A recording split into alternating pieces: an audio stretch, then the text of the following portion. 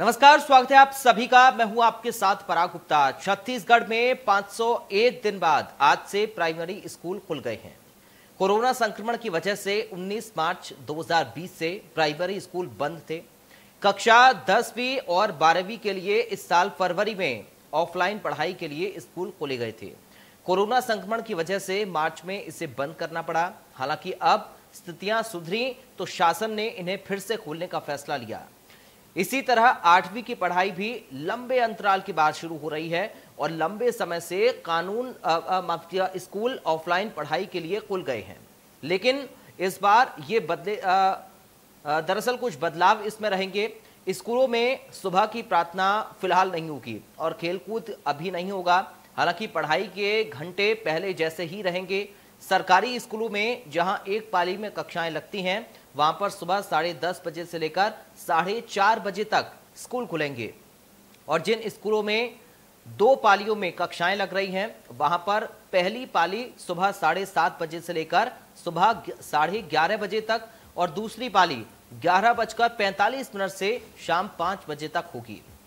आज इसी मुद्दे पर हम बात करेंगे और हमारे साथ कुछ खास मेहमान भी जुड़ेंगे। लेकिन उससे पहले छत्तीसगढ़ के स्कूल पहुंचे छात्रों का क्या कुछ कहना है, आइए सुनते हैं। बहुत अच्छा लग रहा है। पढ़ने के लिए उत्सुकता भी जो बहुत ज्यादा हो गई है, क्योंकि 1.5 साल हो गया मतलब मैडम के सामने एकदम पास।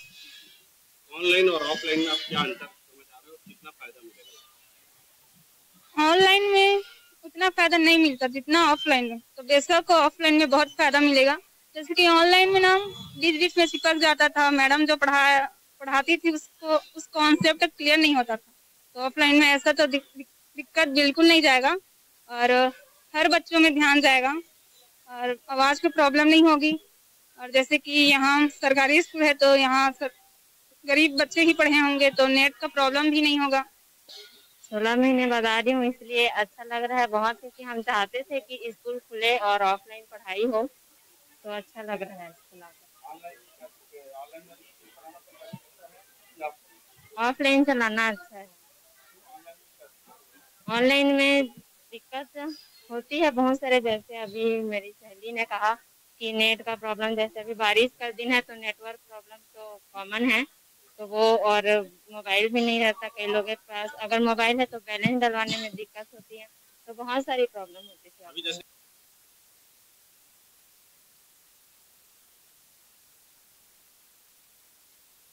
आज स्कूल में ये पढ़ने के लिए आए हुए हैं, आप इनको देख सकते हैं। जो शासन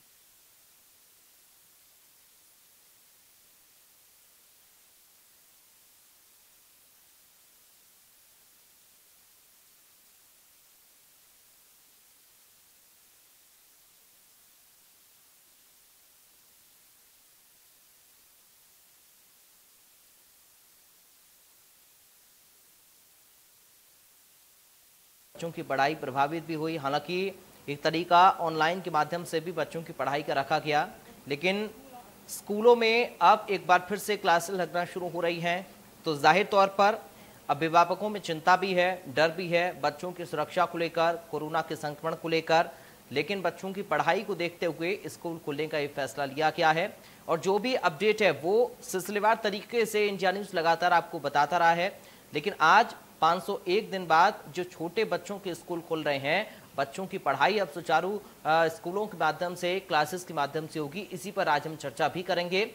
लेकिन छत्तीसगढ़ में लगभग 16 महीने बाद आज स्कूल खुले हैं और आज स्कूल का पहला दिन 10वीं और 12वीं के छात्र स्कूलों में पढ़ाई करने जा रहे हैं। इस दौरान स्कूलों को खोलने से पहले सैनिटाइजेशन का काम करवाया गया। फिलहाल स्कूलों में पहली पाली में 50% बच्चों की पढ़ाई होगी और अन्य 50% बच्चों की पढ़ाई दूसरी पाली में की जाएगी। स्कूल का जायजा लिया है हमारे संवाददाता राकेश मिश्रा ने। 16 महीने बाद लगभग छत्तीसगढ़ में आज स्कूल को चालू किया गया है। कोरोना गाइडलाइन प्रोटोकॉल के तहत स्कूलों को ओपन किया।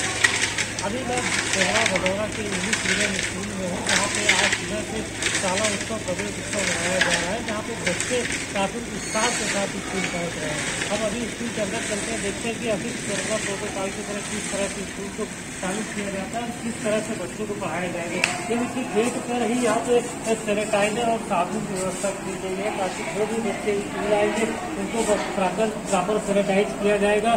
और साथ ही जो लोग बाहर से आएंगे या चाहे पेरेंट्स हो या टीचर हो, उनको भी बताएंगे यहाँ पे गेट पे ही सैनिटाइज किया जाएगा, सैनिटाइजर की व्यवस्था की गई है। तो साथ ही किस तरह से क्लासरूम में बच्चों को बैठाया गया इसका जायजा लेते हैं। ये देखिए यहाँ पर बच्चों को गिफ्ट देने की व्यवस्था की गई है। जो बच्चे आज स्कूल आ रहे हैं उनके लिए भी शिक्षकों ने काफी व्यवस्था की है, क्योंकि 16 महीने बाद लगभग स्कूल आज संचालित होने जा रहे हैं, स्कूल आज शुरू किए जा रहे हैं। अभी शुरुआत में 10वीं और 12वीं के छात्र स्कूलों में पहुंचेंगे 50% संख्या के साथ। आइए क्लासरूम के अंदर देखते हैं किस तरह की व्यवस्था की गई प्रवेश किए हैं। और ये बच्चों को सोशल डिस्टेंसिंग के तहत बैठाया गया, जो सरकार का गाइडलाइन है 50% बच्चे स्कूल प्रवेश करेंगे। ये आदर्श स्कूल माना जा सकता है, क्योंकि यहाँ पे बच्चों को प्रॉपर सोशल डिस्टेंसिंग के तहत बैठाया गया। आइए बच्चों से चर्चा करते हैं कि अगर 16 महीने बाद स्कूल आकर कैसा लग रहा है, कैसा अनुभव होगा। लगभग 16 महीना बाद आ रहे हैं तो बड़ा अच्छा लग रहा है। आगे स्कूल में वापस अच्छा लग रहा है। हाँ, अच्छा लग रहा है। इससे पहले 16 महीने स्कूल बंद था तो घर में पढ़ाई होती थी घर से? हाँ, घर में ऑनलाइन माध्यम द्वारा अच्छी जा रही थी पढ़ाई। और स्कूल आके लगा, अब स्कूल आ गए तो अच्छा ही लग रहा है, बहुत अच्छा लग रहा है। हम लोग कोरोना गाइडलाइन का 100% पालन कर रहे हैं। और आज हमारे जो शाला प्रवेशोत्सव है, इसमें जो नौनिहाल बच्चे जिनका हम नव प्रवेशित कराए हैं, उन सभी बच्चों को गिफ्ट भी देने वाले हैं हम लोग टीचर की तरफ से। और सभी बच्चों के पेरेंट को भी बुलाए हैं। 16 महीने बाद स्कूल खुल रहे हैं तो बच्चों को एक उत्साह वर्धन करने के लिए इस तरह की व्यवस्था की गई है स्कूलों में। टीचर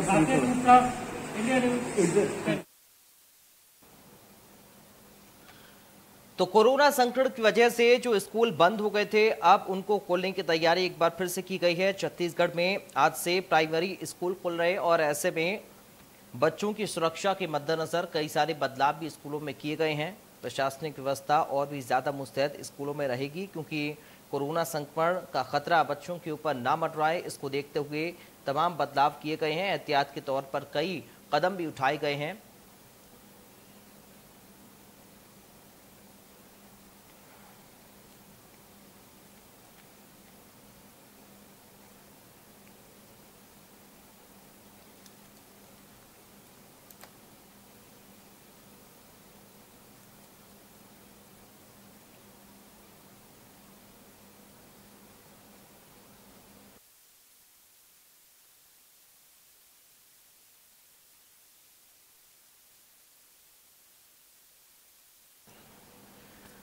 और चलिए कुछ खास मेहमान मेरे साथ जुड़ गए हैं, सीधा आपका परिचय करा दूं, उसके बाद चर्चा की शुरुआत करेंगे। हमारे साथ एजुकेशन एक्टिविस्ट हैं दिनेश शर्मा। दिनेश शर्मा जी, आपका स्वागत है हमारे साथ इंडिया न्यूज में। और साथ ही हमारे साथ पालक हैं अनिल कुमार पाठक। अनिल कुमार पाठक जी, आपका स्वागत है सर इंडिया न्यूज में। साथ ही हमारे संवाददाता अमित चौरसिया हमारे साथ बने हुए हैं, जिनके साथ कुछ छात्र भी हैं, कुछ लोग भी हैं, उनसे बातचीत वो करने की कोशिश करेंगे और जानेंगे कि आखिर क्या कुछ प्रतिक्रियाएं आज से प्राइमरी स्कूलों को खुलने के बाद हैं। अमित, सबसे पहले आप ही का रुख कर रहा हूं मैं, किस तरह की प्रतिक्रियाएं अभिभावकों की सामने आ रही हैं? क्या डर है लोगों के मन में कि अगर बच्चे जाएंगे तो संक्रमण फैलेगा, या फिर पढ़ाई की चिंता भी है?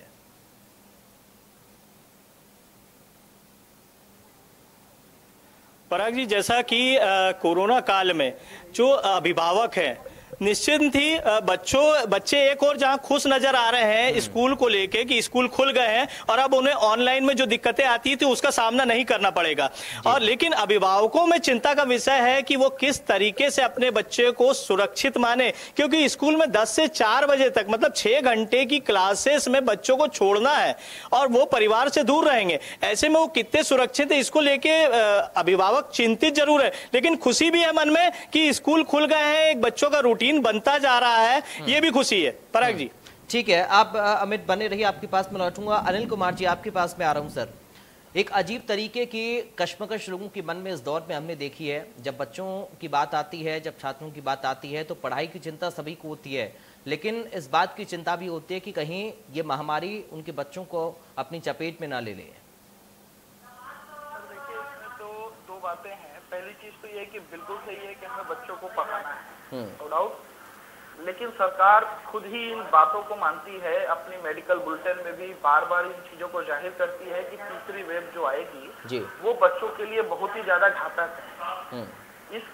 इस तरीके से अगर स्कूल वो खोल रहे हैं तो इन्होंने एक्चुअली क्या व्यवस्था की है कि बच्चों को कोविड ना हो। सभी स्कूल वो सारे प्रोटोकॉल पूरा नहीं कर सकते, पहली चीज है।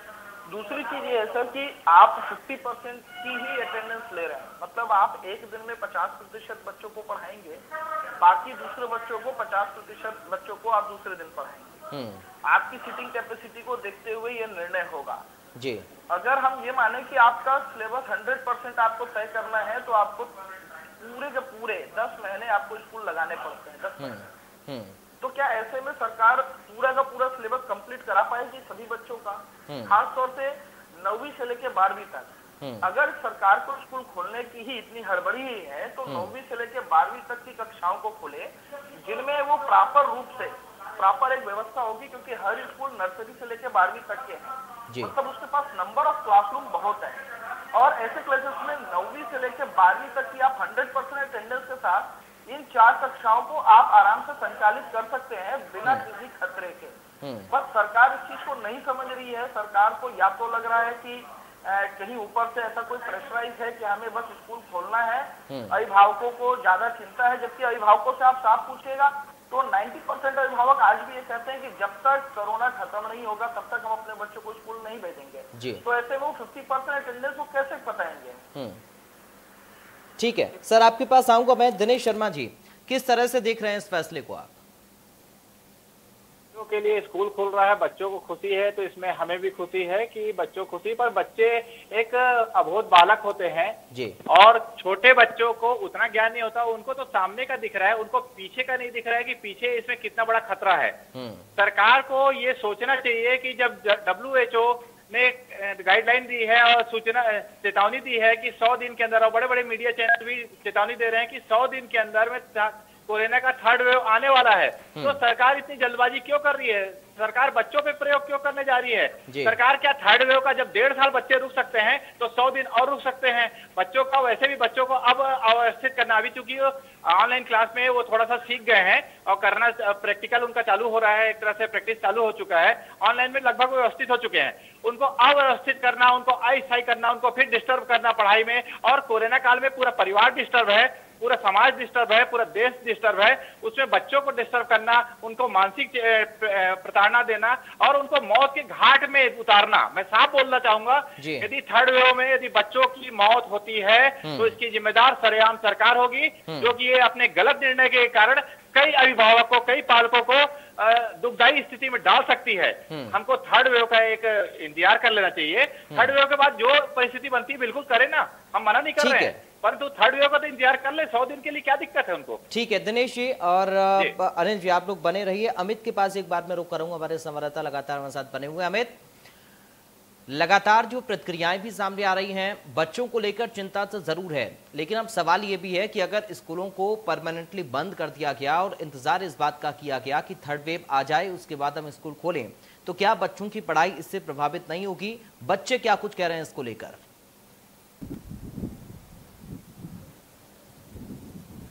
निसंदेह बच्चों की पढ़ाई तो पिछले 16 महीनों से प्रभावित ही है, और इस में भी जो पिछले 500 दिनों से बच्चों का रूटीन एक तरह से पढ़ाई से खत्म ही हो गया है। अब बच्चे घर में उतना नहीं पढ़ पा रहे, अपना उतना समय नहीं दे पा रहे हैं जो कि उन्हें देना चाहिए। हमारे साथ कुछ बच्चे हैं जिसमें हम चाहेंगे कि उनसे पूछे कि वो उनकी रूटीन में किस तरह का बदलाव आया है। ये आदित्य कुमार जी है, इनसे पूछेंगे कि ये आज स्कूल गए थे और स्कूल जाने के बाद उन्होंने क्या, उन्हें अच्छा लगा, बुरा लगा, वो खुद बताएंगे अपने शब्दों में। आदित्य जी, जैसा कि आज से स्कूल शुरू हुए तो आप पहुंचे हुए वहां, कैसा लग रहा है? स्कूल खुलना चाहिए, नहीं खुलना चाहिए, बताएं। मुझे तो बहुत अच्छा लग रहा है कि स्कूल खुलना चाहिए, क्योंकि मैं कक्षा 10वीं का छात्र हूँ।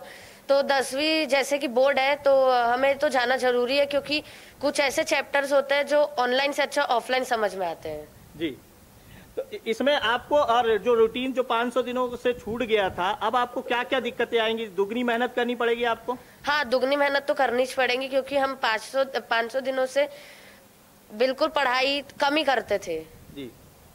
तो ये थी बात। एक बालिका है यहाँ पर, हमारे एक और छात्रा है, हम उनसे बात करेंगे किस तरह की दिक्कतें वो महसूस करती हैं और उन्हें किस तरह की पढ़ाई में, घर में वो क्या पढ़ती थी कि मम्मी पापा को दिखाने के लिए सिर्फ किताबों में ही नजर रहती थी। हम उन्हीं से बात करते हैं। बेटा, अभी जो आज से स्कूल खुले, कैसा है निर्णय? अच्छा लग रहा है, बुरा लग रहा है? अच्छा लग रहा है। हाँ, पढ़ाई आप घर में करते थे?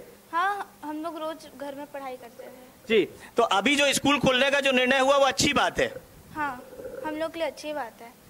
तो ये बच्चों की बात है कि बच्चे इस चीज को तो मान रहे हैं कि ये अच्छी बात है कि हमारी पढ़ाई अब शुरू हो गई है, लेकिन हम जब बात करते हैं अभिभावकों की, तो हमारे साथ कुछ अभिभावक भी हैं जो इस समय साथ में हैं। मैं जानना चाहूंगा चंचला पांडे जी से कि चंचला पांडे जी बताएं कि जो स्थिति है, आज जो शासन ने जो निर्णय लिया है कि आपके बच्चे को स्कूल बुलाए, अब बच्चों की 10 से 4 बजे तक क्लास लगेंगी, तो इसे आप किस रूप में लेती हैं? बच्चे सुरक्षित महसूस हो रहे हैं? नहीं, बच्चे बिल्कुल भी सुरक्षित नहीं है हमारे, क्योंकि छोटे हैं बच्चे, बिल्कुल ध्यान नहीं दे सकते अपना, और टाइम बहुत ज़्यादा है और ऑनलाइन क्लास हो रही है, वही ठीक है अभी बच्चों के लिए।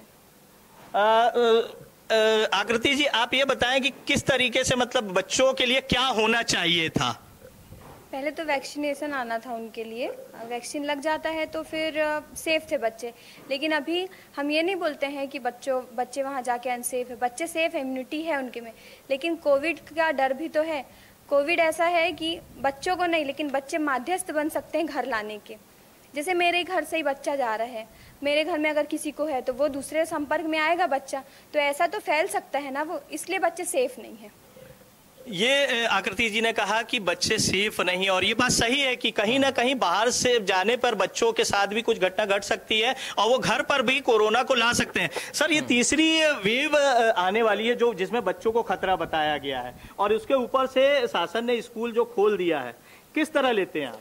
जी, अभी है तो चिंता का विषय है, और वैसे भी तो घर में भी वो चिंता का विषय है कि हम लोग भी सोच रहे हैं कि अभी हम लोग घर में बच्चों को बाहर गार्डन में भी खेलने को अभी नहीं भेज पा रहे हैं। बच्चे 1.5 साल से घर में ही कैद हैं। तो एक तो अच्छा लग रहा था कि चलो स्कूल खुल रहे हैं, शासन अच्छी पहल कर रही है, स्कूलों की थोड़ा सैनिटाइजेशन हुआ है और बड़ों का वैक्सीनेशन हुआ है, टीचर्स का भी वैक्सीनेशन हुआ है। बट फिर भी हम लोगों को एक डर लग रहा है मन में कि अभी तीसरी वेव आने वाली है। उसके बारे में भी हम लोग न्यूज़ वगैरह हम सुन रहे हैं कि यहाँ कुछ केस आ रहे हैं। अभी जरूर छत्तीसगढ़ में उतना नहीं हुआ है, लेकिन हम लोग बाहर से भी सुन रहे हैं, न्यूज़ वगैरह में देख रहे हैं कि आ तो रही है लहर। उसको लेके थोड़ा सा चिंतित हैं कि अभी बच्चों का हम कैसे अचानक में उनको स्कूल भेज दें, कि क्योंकि ये छोटे बच्चे ये अपना थोड़ा बहुत भी काम अभी नहीं कर पा रहे हैं अपना।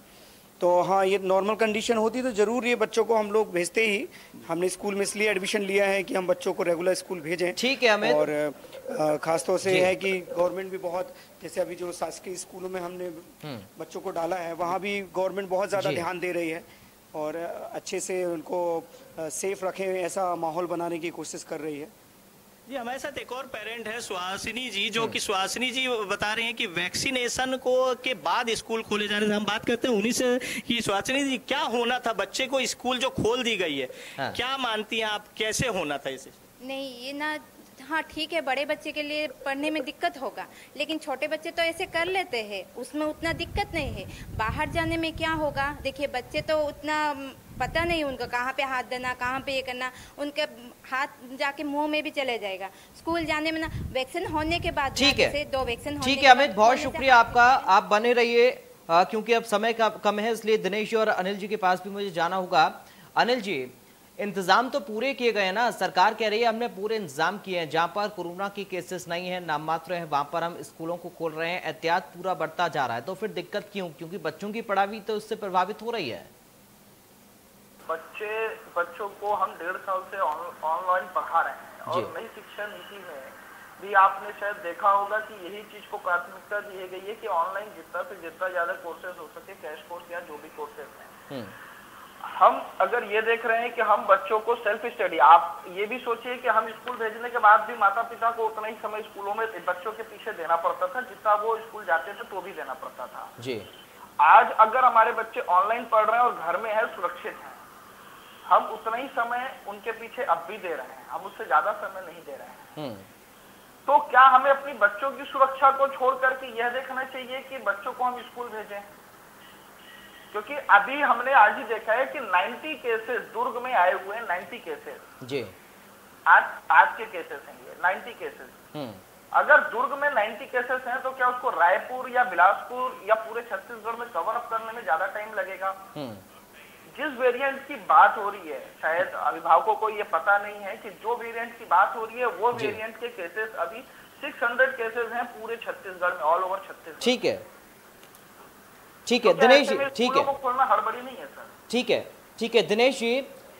बच्चों का ये भी कहना है कि कुछ ऐसे विषय होते हैं, कुछ ऐसे सब्जेक्ट होते हैं जिनको ऑफलाइन की बजाय, अब अगर ऑनलाइन की बजाय हम ऑफलाइन पढ़ेंगे तो ज़्यादा अच्छे से वो समझ में भी आएंगे। और बच्चों में भी इस बात का डर रहता है कि अगर उनकी पढ़ाई ठीक तरीके से नहीं होगी, बिना परीक्षा के उनका रिजल्ट आ जाएगा, तो उनके फ्यूचर में आने वाले भविष्य में जो भी वो कोर्सेज सेलेक्ट करेंगे या जहाँ पर भी एडमिशन लेंगे, जो भी आगे की पढ़ाई करेंगे, वो इससे प्रभावित हो सकती है। बिल्कुल सही बात है। मैं इस बात में बच्चों के पक्ष में हूँ कि बच्चों यदि बोल रहे हैं कि हमको दिक्कत आ रही, दिक्कत तो आ रही है, ये सभी देख रहे हैं, बच्चे भी देख रहे हैं, परंतु क्या बच्चों की जान से बढ़ के है उनकी पढ़ाई? आज यदि बच्चे की जान चली जाएगी, उसकी पढ़ाई की क्या कीमत रहेगी, उसकी पढ़ाई की क्या वैल्यू रहेगी? हमें बच्चों का पहले जान बचाना है भाई जी। ये तो गलत है कि बच्चे को हम जान कहीं मौत के मुंह में झोंक दें कि वहां से तुम सोना निकाल के ले आओ। हमको सोना चांदी कलेक्टर नहीं बनाना है, हमको पहले बच्चे को जीवित रखना है। बच्चा कल भी पढ़ सकता है। और सबसे बड़ी बात, अनिल जी से आपने एक अच्छा प्रश्न पूछा कि कोरोना गाइडलाइन में सरकार ने व्यवस्था की है स्कूलों के लिए। मैं बता रहा हूँ, सेकेंड वेव जो आया था तब भी सरकार क्या लिख के दी है कि अभी तक की हमने व्यवस्था नहीं की थी? तब भी व्यवस्था की थी। कितने लोग मरे आप देखिए, हर कॉलोनी हर शहर में मौत का तांडव हुआ है। तो जब सरकार तो बच जाती है कि हमने पूरी गाइडलाइन, पूरी इस व्यवस्था, पूरी सब कुछ की है, वो सिर्फ कागजों में रहता है। आप भौतिक परिस्थिति में जाएंगे, वहां जब कोरोना का थर्ड वेव आएगा, यही सरकार पीछे हट जाएगी, बाद में बोलेगी हम तो व्यवस्था करने की कोशिश कर रहे थे जी। आप पर बच्चों की मौत जब हो जाएगी, हमारे बच्चे हमसे जुदा हो जाएंगे, वो हम हमारे से दूर हो जाएंगे, उनको कौन वापस लाएगा? क्या ये सरकार लाएगी? बहुत बड़ी गलती हो रही है।